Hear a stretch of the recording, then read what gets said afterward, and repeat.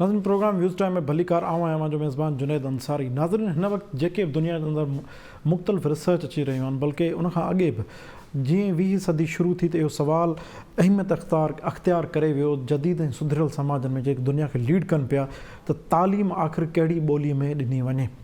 सिंध जे अंदरि बि सुवाल पहिरें ॾींहं खां आहे, जीअं हिन since the Inception of a country, त तालीम जो ज़रियो कहिड़ी ॿोली हुअणु घुरिजे। इन मामले ते काफ़ी भेरा लेजिस्लेशन जी ॻाल्हि बि थी आहे ऐं पॉलिटिकल मूवमेंट्स जे दौरान बि इहे ॻाल्हियूं साम्हूं आयूं आहिनि त घटि में घटि ॿोली असांजी पंहिंजी हुअणु घुरिजे, मादिरी ॿोली हुअणु घुरिजे, जंहिंमें इनिशियली ॿार खे तालीम ॾिनी वञे। हींअर जेके रिसर्च अची रहियूं आहिनि उन में इहो आहे त घटि में घटि प्राइमरी सतह ताईं कंहिं ॿार जी तालीम पंहिंजी मादिरी ॿोलीअ में हुअणु घुरिजे। हिकिड़ो एस्पेक्ट हिकिड़ो इहो आहे। ॿियो एस्पेक्ट आहे निसाब कहिड़ो हुअणु घुरिजे। निसाब जो सुवाल जेको आहे इहो तमामु अहमियत अख़्तियार करे वियो आहे। छाजे करे मौजूदा वफ़ाक़ी गवर्नमेंट जेका PTI जी आहे उन्हनि चयो त असां सॼी मुल्क में हिकिड़ो ई निसाब लागू कंदासीं। हाणे हिकु निसाब लागू थींदो, उन ते काफ़ी जेके आहिनि मुख़्तलिफ़ राय आहिनि। सिंध हुकूमत पहिरें ॾींहं खां इहो चए थी त हिकु निसाब वारे मामले ते असां मुतफ़िक़ न आहियूं।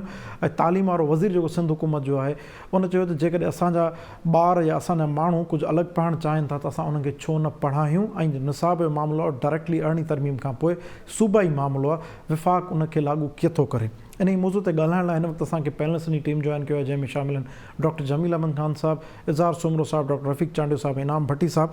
सभ खां पहिरियों हलंदासीं डॉक्टर रफ़ीक चांडियो साहब। डॉक्टर साहब, तव्हां दुनिया जे मुख़्तलिफ़ मुल्कनि में सफ़ीर रहिया आहियो ऐं तव्हां ख़ुदि एकेडमिशियन बि आहियो। उन सां गॾो गॾु तव्हांजी ऑब्ज़र्वेशन बि आहे लर्निंग जे प्रोसेस ते। तव्हांजे ख़्याल में जेके ॿ हिकिड़ा सुवाल आहिनि मुंहिंजा, हिकिड़ी मादिरी ॿोली लाइ सॼी दुनिया में हींअर मुरवज उसूल आहे त ॿारनि जी घटि में घटि इनिशियल जेका तालीम आहे उहा मादिरी ॿोलीअ में हुअणु घुरिजे त जीअं उनजो लर्निंग जो प्रोसेस बहितर थिए।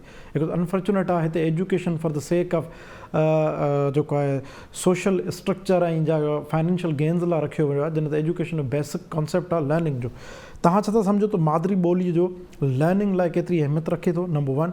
नंबर 2, हीउ निसाब वारे मामले ते जेको फेडरल करिकुलम ठहियो आहे त सॼे पाकिस्तान में थ्रू आउट द साॻियो निसाब लागू कयो वञे, इन फ़ैसिले ते अव्हांजो क्रिटिकल ओपिनियन कहिड़ो हूंदो सर? मूंखां था पुछो? जी सर, तव्हां खां सर, डॉक्टर जमील साहब। अच्छा, राइट सर, ॾिसो दुनिया असां को नई कोई ईजाद नथा कयूं पिया।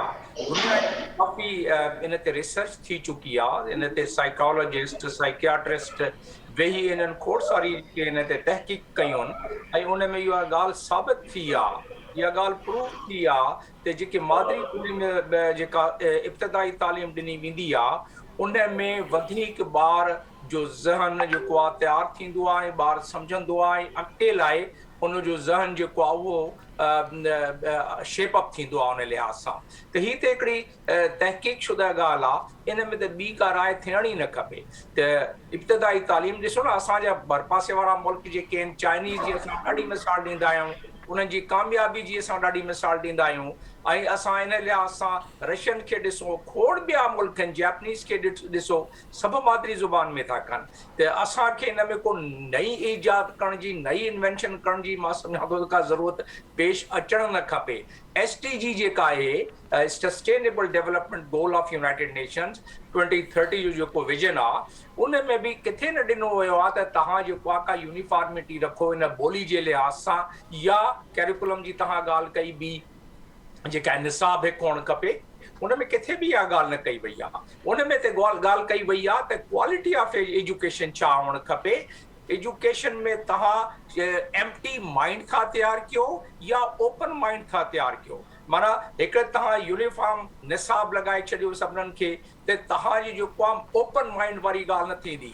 जेके निसाब थींदा मां सवाइ जेके कोर सब्जेक्ट आहिनि, मिसाल तौर ते मैथमेटिक्स थियो, फिजिक्स थियो, केमिस्ट्री थी, साइंस जा ॿिया सब्जेक्ट थिया, कंप्यूटर थिया, उहा त ठीकु आहे, उहो त कोर कैरिकुलम थी वियो।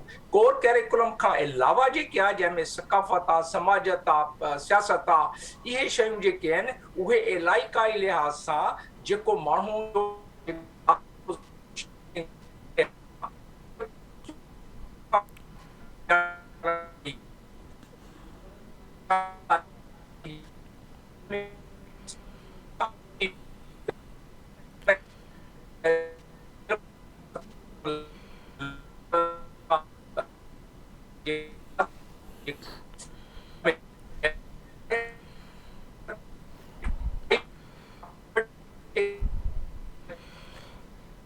जी डॉक्टर जमील साहब, डॉक्टर जमील साहब,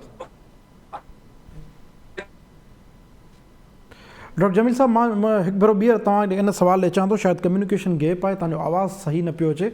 कोशिशि कयूं था त हिकु भेरो ॿीहर तव्हां जीअं तव्हांजी आवाज़ु सही थिए त तव्हां इहो सवाल कयूं था।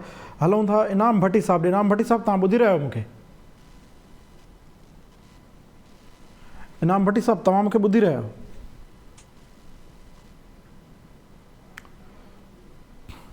इनाम भट्टी साहब, तव्हां मूंखे ॿुधी रहिया आहियो? जी इनाम साहब सां राब्तो बहाल थिए थो, उन सां कोशिशि कयूं था ॻाल्हि ॿोल करण जी। इज़हार साहब, तव्हां ॿुधी रहिया आहियो मूंखे? इज़हार सुमरो साहब, इज़हार सुमरो साहब। नज़रीन, अहम तरीन इशू आहे निसाब जो, छाजे करे जीअं डॉक्टर जमील अहमद ख़ान साहब दसियो त UN जे चार्टर में इहा ॻाल्हि वाज़े थियल आहे त UN जी जेके सस्टेनेबल गोल कमेटी आहे त घटि में घटि जेका बुनियादी तालीम आहे उहा पंहिंजनि ॿोलियुनि में ॾिनी वञे। छाजे करे एजुकेशन जो जेको मेन मक़सदु आहे उहो लर्निंग आहे। लर्निंग खां पोइ क्रिटिकल प्रोसेस केतिरो, क्रिटिकल ओपिनियन केतिरो पैदा थिए थो उन फ़र्द में, उन ॿार में, ऐं क्रिटिकल ओपिनियन पैदा थियण खां पोइ डिफ्रेंशिएट कीअं करे सघे थो शयुनि खे, इहो असुलु मामिलो आहे। उहो ई सोसाइटीज़ खे अॻिते वठी वञी सघनि था। ऐं जॾहिं क्रिटिकल ऐं लर्निंग तव्हांखे पैदा करणी आहे कंहिं फ़र्द में, त उनजी कम्युनिकेशन जेका लाज़मी आहे त उन अंडरस्टैंडिंग जेका आहे मादरी ॿोली में इनिशिएट थियणु खपे, छाजे करे उन जी क्रिटिकल ऐं लर्निंग पैदा थिए।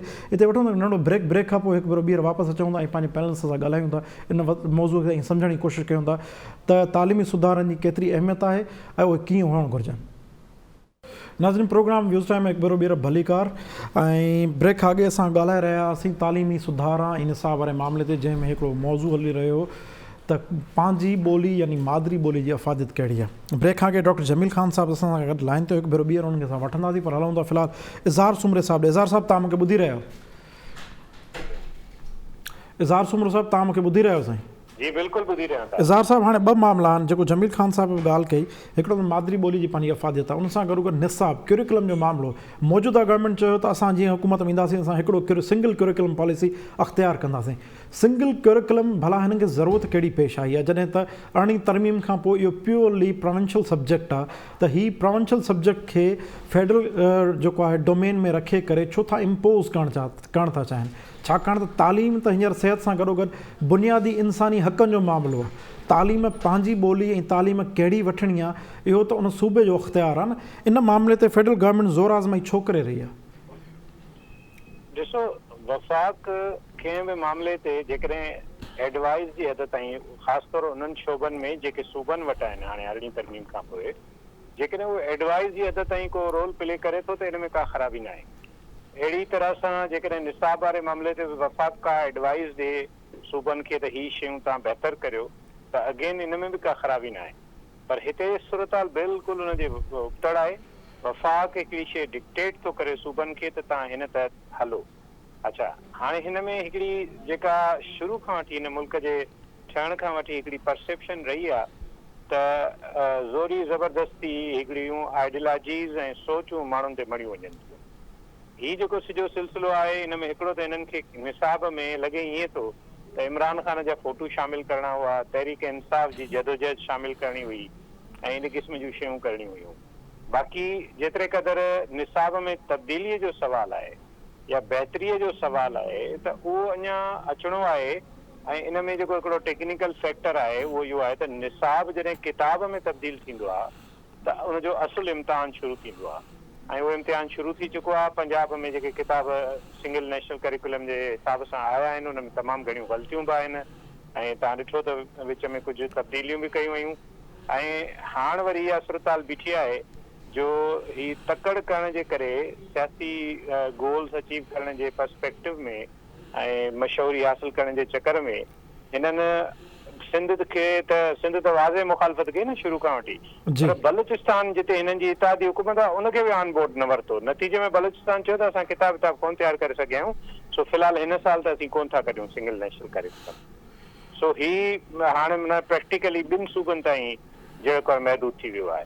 अच्छा, ज़रूरत हिन जी इन लिहाज़ खां मां अगेन चवां थो त कंसल्टेशन जी हद ताईं त ठीकु आहे। मिसाल हिन में कुझु सुठियूं शयूं बि आहिनि, ईअं बि न आहे त को सिंगल नेशनल करिकुलम पंहिंजी टोटलिटी में का गैर ज़रूरी शइ आहे, पर उनजो सॼो मामिलो वफ़ाक़ अगरि कंहिं डॉक्यूमेंट जी सूरत में हेठि सूबनि वटि लाहे आहे ऐं पोइ उन्हनि खे चया त तव्हां पंहिंजे मारूज़ी हालतुनि मुताबिक़ कयो। हाणे पाकिस्तान में हिकिड़ो बहरान आहे, उहो शायदि घटि माण्हुनि खे ख़बर आहे, एजुकेशन सां रिलेटेड माण्हुनि खे ज़रूरु ख़बर हूंदी, पर जी। शायदि आम माण्हू जी हुन ते नज़र न वेंदी हूंदी।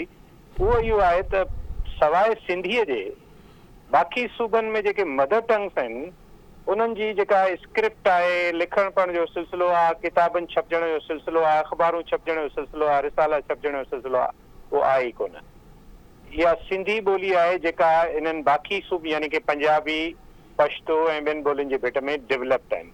नतीजे में तव्हांखे ख़बर हूंदी त बलूचिस्तान में बि काफ़ी इलाइक़नि में सिंधी पढ़ाई वेंदी आहे, काफ़ी जॻहियुनि ते उर्दू पढ़ाई वेंदी आहे। अहिड़े ई तरीक़े सां KPK जी सूरत हाल आहे। इहो ई सबबु आहे जो KPK चयो त असां जेको सिंगल नेशनल करिकुलम आहे उहो अंग्रेज़ी में पढ़ाईंदासीं, ऐं पंजाब में घणे वांगुरु उर्दू में पढ़ायो थो वञे निसाब। हाणे इहो जेको बहरान आहे मदर टंग जे हवाले सां, उहो बि उते जेका ॿोली हुननि जी मदर टंग पंजाबी आहे या पश्तो आहे, पर निसाब पढ़नि था उर्दू में या अंग्रेज़ी में। जी। उन जे भेट में तव्हांखे हिकिड़ी जेका असां वटि तनक़ीद करणु सवलो कमु हूंदो आहे, पर जेकॾहिं सिंध टेक्स्ट बुक बोर्ड जे किताबनि जे मयार ते ॻाल्हाए सघिजे थो, उन्हनि जी इम्प्रूवमेंट ते बि ॻाल्हाए सघिजे थो, पर उन में हिकिड़ी वॾी गूनागूनियत वारी अप्रोच इंक्लूसिवनेस आहे।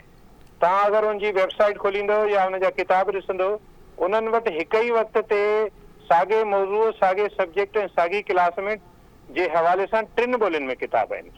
यानी कि जेको ॿार जंहिंजी मदर टंग सिंधी आहे सिंध में, उहो सिंधी में पढ़ी सघे थो, रुगो सिंधी ॿोली न, जी। हिसाब, साइंस, सोशल स्टडीज़, इहे सभु। ऐं जंहिं ॿार जी मदर टंग उर्दू आहे, अगरि उहो चाहे थो त मां उर्दू में ई पढ़ां, त उन जे लाइ बि किताब अवेलेबल आहिनि। ऐं जेकॾहिं ॿार चए थो मां अंग्रेज़ी में पढ़ां, त उन जे लाइ बि किताब अवेलेबल आहिनि। आई थिंक इन हवाले सां सिंध रिच आहे जी। कंपेरेटिव बाक़ी सूबनि जे। जी। बाक़ी जेकॾहिं वफ़ाक़ खे पंहिंजूं शयूं डिक्टेट कराइणियूं आहिनि त जी। उहे आइन मूजिबि अॻिते थियणियूं न आहिनि। इहो ई सबबु आहे जो हीअ सॼी हुननि जी एजेंडा जी। 50% रहिजी वई आहे, ऐं जी। शायदि अॻिते इहा बि बरक़रार न रही सघे। जी जमील साहब, हिकु भेरो ॿीहर मां तव्हां ॿियो अचां तव्हां सां ॻाल्हि जेका तव्हांजी रहिजी वई, जेका तव्हां कंटिन्यू कई पे, तव्हां मादरी ॿोलीअ लाइ जेको आलमी कानून ॿुधाया त जेको UNO छा पई चए, हाणे हिकु निसाब वारे मामले ते सर तव्हांजी राय कहिड़ी आहे? तव्हांजी ॻाल्हि रहिजी वई, तव्हां पंहिंजी राय कंप्लीट कजो सर।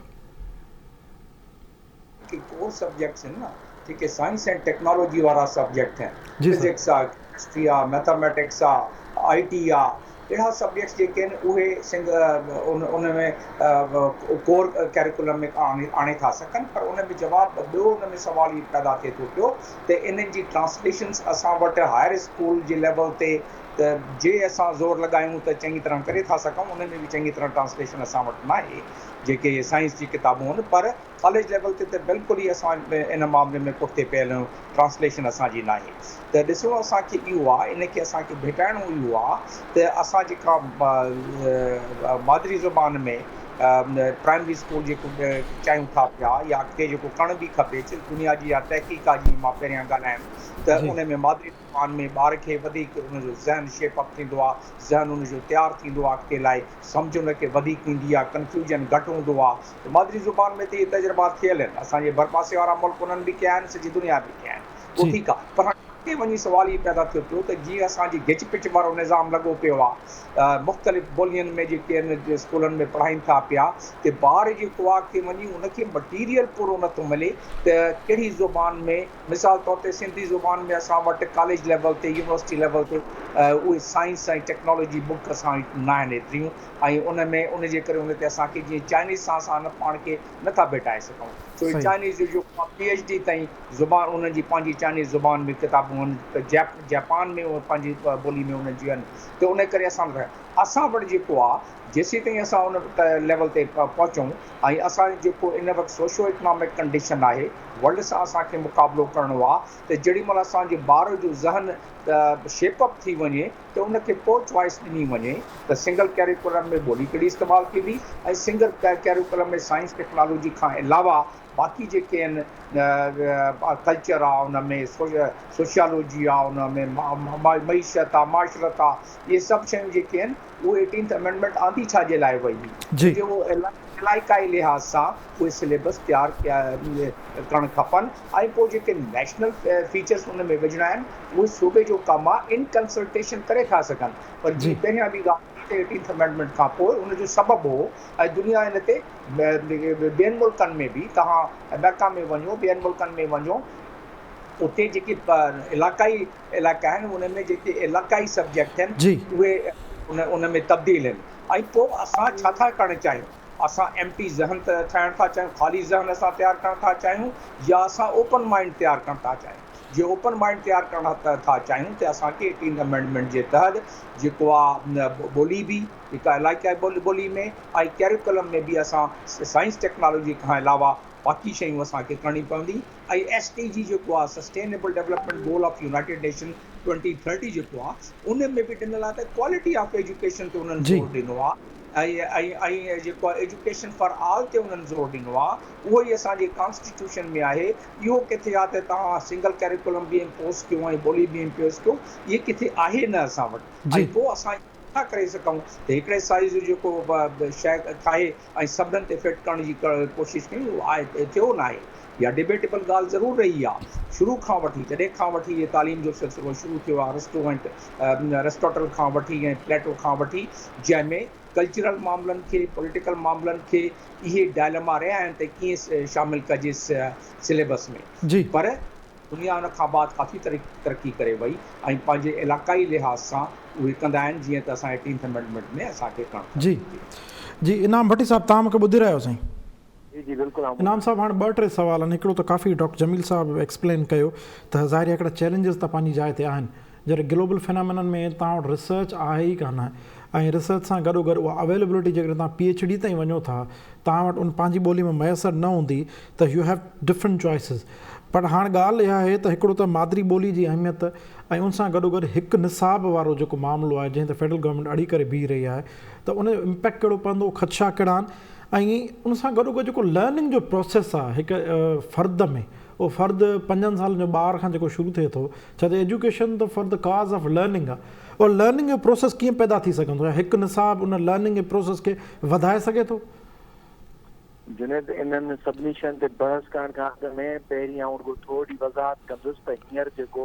अॼु सिंगल नेशनल करिकुलम जी जेका ॻाल्हि थिए पई हुनजो बुनियादु कीअं पियो 18वीं तरमीम खां पोइ 2009 में पीपल्स पार्टी जी हुकूमत नेशनल एजुकेशन पॉलिसी लॉन्च कई हुई जंहिंजो बुनियादु इहो हुयो त छाकाणि त 18वीं तरमीम खां पोइ सूबनि जे अंदरि तालीम पंहिंजे रुख में हली वेंदी तंहिंजे करे उनजी हिकिड़ी जॻहि सां नेशनल एजुकेशन पॉलिसी ठहणु खपे जंहिंजो बुनियादु पाकिस्तान जे इस्लामी तालीमात शरीयत सुन्ना ऐं उन ते हुजणु खपे उन जो पहिरियों इंटर प्रोविंशियल हिकिड़ी जेका असां करिकुलम काउंसिल जी का कॉन्फ्रेंस थी हुई जेका फेब्रुवरी 11 2014 में थी उन में सिंध हुकूमत जे एजुकेशन डिपार्टमेंट जी बि शिरकत बि शामिल आहे उन में ई जेके उन जा बोर्ड जा मेंबर आहिनि 46 मेंबर हुया जंहिंमें सूबाई जेके प्रोविंसिस आहिनि उन्हनि जा एजुकेशन जा मिनिस्टर्स उन्हनि जी बि नुमाइंदगी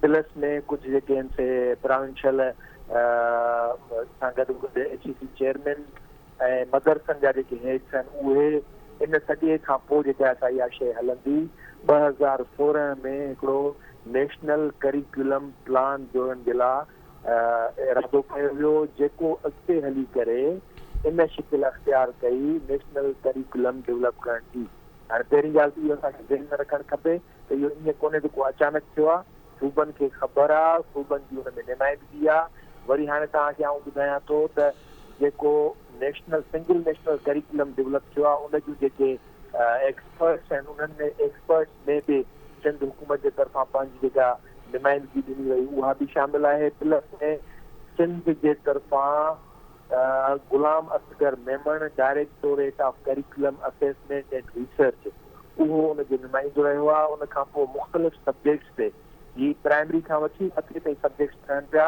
हिकु सब्जेक्ट जे अंदरि पोइ उन जा सब्जेक्ट स्पेशलिस्ट आहिनि उहे उन्हनि डिपार्टमेंट ऐं टेक्स्ट बुक बोर्ड ऐं करिकुलम बोर्ड जेको आहे उनजे तरफ़ां कीअं उहे ईंदा रहिया आहिनि कीअं इहे सभु शयूं थींदियूं रहियूं यानी इहे सभु शयूं पसे पर्दा थियनि पियूं अचानक शइ कोन्हे इन ते मूं काफ़ी टाइम अॻु में ॻाल्हायो बि हो कालम बि लिखियो ऐं उन खां पोइ ॿियनि काफ़ी दोस्तनि बि इन ते लिखियो हुयो त इन जे पुठियां असुल मक़सदु छा आहे हाणे हिते असुल में बुनियादी मक़सदु इहो आहे कंहिं दौर में इहो सम्झो वियो त पाकिस्तान जी क़ौमी ज़ुबान उर्दू रखबी त सभई गॾिजी हिकु क़ौम बणिजी वेंदा, पर उहो तजुर्बो नाकाम वियो। बंगाल जेको आहे सो बांग्लादेश थी वियो। वरी हाणे इहा साॻी सोच जेका आहे रखी करे सिंगल नेशनल करिकुलम जे पुठियां जेको ऑब्जेक्टिव हिननि रखियो आहे उहो इहो था सम्झनि त सॼे मुल्क जे अंदरि हिकिड़ो निसाब थी वेंदो त हिकु क़ौम ठही पवंदी। ऐं इहो इन जे सोच सां आउं नथो सम्झां त को हिकिड़ी क़ौम ठही पवंदी, छाकाणि त जेके कल्चरल सोशल डिफरेंसिस आहिनि उहे त पंहिंजी जॻह ते आहिनि, पर सियासी ऐं इक़्तिसादी मुफ़ाद जिते टकराव में हूंदा आहिनि उते हिकु क़ौम न जुड़ी सघंदी आहे। हाणे अचूं था पिया करिकुलम ते, त जेकॾहिं करिकुलम जो बुनियादु इहो था सम्झनि त उन में ॿोली या बुनियादी जेके प्रिएम्बल्स ऐं जेके उनजा ऑब्जेक्टिव्स आहिनि उहे ई जेके रखी करे उन्हनि जे बुनियाद ते करिकुलम रखी सॼे मुल्क में सभिनी ॿारनि खे को अहल क़ाबिल ऐं दुनिया जे मुक़ाबले जे मैदान में अची करे बीहारे सघंदा, त उहा जेकॾहिं सोच हुजे त उहो बिल्कुलु ॿी शइ आहे। उहो सिर्फ़ु इहो आहे त बुनियादी तरह ते पेडागागी जेका आहे उहा छा थींदी आहे, लर्निंग प्रोसेस छा थींदो आहे, ऐं उन खां पोइ जेका सॼो दुनिया हींअर जिन शयुनि ते कमु करे थी पए त क्रिएटिव एबिलिटी ॿार जी कीअं डेवलप थींदी आहे, उहे शयूं कहिड़ियूं हुजणु खपनि। फेडरल गवर्नमेंट खे गाइडलाइन सिर्फ़ु तय करणु खपनि त असांजे एजुकेशन करिकुलम में कहिड़ा बुनियाद हुजणु खपनि जेके ॿार जी बुनियादी अवसर में हुनजो मदद कनि। बाक़ी उन करिकुलम में मिसाल तौर असीं शख़्सियत जे बारे में कंहिं में पढ़ायूं था त ॿार खे शख़्सियत ते पढ़ायो त जीअं हुननि में इहो पैदा थिए त हू पाण अॻिते हली करे शख़्सियत कीअं था थी सघनि। त सिंध जे अंदरि सिंध जूं पंहिंजूं जेके शख़्सियतूं आहिनि, हीरोज़ आहिनि, उहे जेकॾहिं न पढ़ाया वेंदा त असांजी पूरी हिस्ट्री जेका आहे उहा सॼी मसख़ थी वेंदी। हाणे तव्हां जेकॾहिं हिन जा ऑब्जेक्टिव ॾिसंदो न, घणो तफ़सील में न ईंदुसि त तव्हां वटि टाइम कोन्हे, तमामु घणो तफ़सीली आहे सभिनी सब्जेक्ट्स में जेके हिननि बुनियाद रखिया आहिनि त उन में छा छा हूंदो। उन में किथे बि आहे नज़र कोन थी अचे त सिंधी, बलोच, पश्तून या इवन पंजाबी, सराइकी, गिलगित, कश्मीर सभिनी जा पंहिंजो पंहिंजो जेको डाइवर्स जेके कल्चरल्स आहिनि उन्हनि खे कीअं हिननि जेको आहे समझंदा, इहो बिल्कुलु कोन्हे। पर बुनियादु जेको आहे उहो हिननि आहे त इस्लाम, शरीयत, सुन्ना ऐं ॿोली ऐं पोइ वरी बाक़ी इंटरनेशनल जेके रिक्वायरमेंट्स आहिनि उहे बि हिन में शामिल आहिनि। पर आउं सम्झां थो त ही उन जे पुठियां इहा सोच कोन्हे त को हिन ॿारनि जी का सही परवरिश करे, सही तालीम ऐं तरबियत दुनिया जे मुक़ाबले लाहिणो आहे, बल्कि ही सोच इहा आहे त हिननि खे ज़ोरी हिकिड़ो अहिड़ो निसाब ॾेई करे ऐं हिकु क़ौम बणाइणो आहे। डॉक्टर रफ़ीक चांडो साहब, सिंध हुकूमत वधीक ज़िम्मेवार आहे, उनखे हिनजी पंहिंजी वज़ाहत ॾियणु खपे त उन्हनि अॼु ॾींहं ताईं हिन जे पुठियां जेको कुझु थींदो रहियो आहे 2009 खां वठी हिन वक़्तु उन्हनि छा कयो आहे ऐं आईंदे जे लाइ उन्हनि जी छा रिथ आहे। जी डॉक्टर रफ़ीक चांडो साहब, तव्हां मूंखे ॿुधी रहियो साईं? जी दादा, मां सम्झां थो त हीउ जेको सिंगल करिकुलम जो इशू आहे इहो ख़ालिस पॉलिटिकल इंडोक्ट्रिनेशन जो प्रोग्राम आहे। इन जो तालीम उन सां को ताल्लुक़ कोन्हे। फेडरल गवर्नमेंट शुरू खां वठी हिकिड़ी वन यूनिट जी तरह जी जेका फेडरेशन आहे उन में इंट्रस्टेड आहे। 18वीं तरमीम खां पोइ मां जेको सिंध एजुकेशन सेक्टर प्लान हुयो 2018 जो, उन जो मतिलबु टीम लीड रहियो आहियां, जेको वर्ल्ड बैंक ऐं यूनिसेफ सां गॾु उहो जेको डेवलप थियल आहे उन जो ऑफिशियली टीम लीडर मां रहियो आहियां, जेको कंसल्टेंसी हुई उन में। उन सॼे में उहो डिफाइंड आहे, प्री डिफाइंड आहे सॼो त कीअं करिकुलम डेवलप थिए, छा थिए, कीअं टीचर्स जी भर्ती थिए, उन ट्रेनिंग थिए, सॼो हिकिड़ो ख़ालिस प्लान हुयो वॾो। हीअ जेका विच में ॻाल्हि आई आहे उन में तव्हां ॾिसो त मिसाल तौर ते जेकॾहिं इहो ई पढ़ाइणो आहे त ज़ियाउल हक़ जो लेसन पढ़े ॿार असांजो ऐं PTI पढ़े ऐं उन में इहो सबक़ु अचे, उन में इहो अचे त भई छा ज़ियाउल हक़ वटि बुटे खे फांसी ॾियण खां का ॿी चॉइस न हुई, इहो सिलेबस कहिड़ो माण्हू चाहींदो सिंध में त पंहिंजे ॿार खे पढ़ाए, छो त हीउ इंडोक्ट्रिनेशन जो प्रोग्राम आहे। इन प्रोग्राम तहत माण्हुनि खे जेका आहे जेका नओं नस्ल जेको असांजो अचे पियो उनखे हिकिड़ी ख़ासि तालीम ॾियण जी कोशिशि कई पई वञे। इहा ऑलरेडी असां वटि जेका एजुकेशन मिसाल तौर ते मेडिकल ऐं इकोनॉमिक्स ऐं इंजीनियरिंग पढ़ण वारो स्टूडेंट जेको आहे पंहिंजे 2 साल ताईं इस्लामाबाद पाकिस्तान स्टडी खयों थो अचे, उन खां पोइ उहे वञी पंहिंजा कोर सब्जेक्ट्स पढ़नि था पिया। त इहे जेको मदरसा प्रोग्राम आहे इहो कैरी फॉरवर्ड थिए थो, जेको ज़ियालो के दौर में आयो हुयो उनखे वधीक मज़बूत कयो पियो वञे। जेसिताईं सुवालु आहे त ॿार केतिरियूं ॿोलियूं सिखी सघे थो ऐं मादरी ज़बान जो सुवालु आहे त इहो लिंग्विस्टिक माहिरनि तरफ़ां साबित थियल आहे त हिकिड़ो ॿार 5 सालनि जी खां 8 सालनि जी जेका एज आहे हुनजी, उन में 4 ॿोलियुनि ताईं साइमल्टेनियसली सिखी सघे थो। जी इन करे यूरोप सॼे में प्राइमरी में जेको आहे सो जेका अंग्रेज़ी में जेकॾहिं बर्तानिया में अंग्रेज़ी में तालीम ॾिनी वेंदी आहे ॿारनि खे, जी। हुन सां गॾु फ्रेंच या हिकिड़ी ॿी ज़बान बि ओॾी महिल हुननि खे सेखारी वेंदी आहे, जंहिंमें अक्सर करे तव्हां ॾिसंदो त हॉलैंड जा जेके ॿार आहिनि उहे अंग्रेज़ी में तमामु फ्लुएंट हूंदा आहिनि, छो त ॿी लैंग्वेज उन्हनि वटि इहा हूंदी आहे। सो इन करे मां सम्झां थो त हीउ जेको सिंगल कैरिकुलम जो आहे इन ते सिंध हुकूमत स्टैंड वरितो आहे। मां सम्झां थो ॾाढो सुठो कमु आहे इहो, पर सिविल सोसाइटी खे बि इन ते स्टैंड वठणु खपे। सोशल मीडिया ते अॻु में ई हुनजे ख़िलाफ़ु हली रहियो आहे, पर हीउ सॼो प्लान जेको आहे पाकिस्तान जी जेका फेडरेशन आहे, जेको फेडरेटिंग यूनिट्स आहिनि, जी उन्हनि जे ख़िलाफ़ु हिकिड़ी अहिड़ी शइ थी रही आहे जेका कॉन्स्टिट्यूशनली प्रोविजन कोन्हे। ऐं मां जेको नेशनल कैरिकुलम रिविजन कमेटी आहे, जंहिंजो इनाम साहिबु मेंबर हूंदो, पंहिंजे सब्जेक्ट आहिनि, मां इकनॉमिक्स में मेंबर रहियो आहियां, उते मिसाल तौर ते हिकिड़ो सब्जेक्ट आयो पियो डिवाइन इकनॉमिक्स, तव्हां किथे मोनींदो?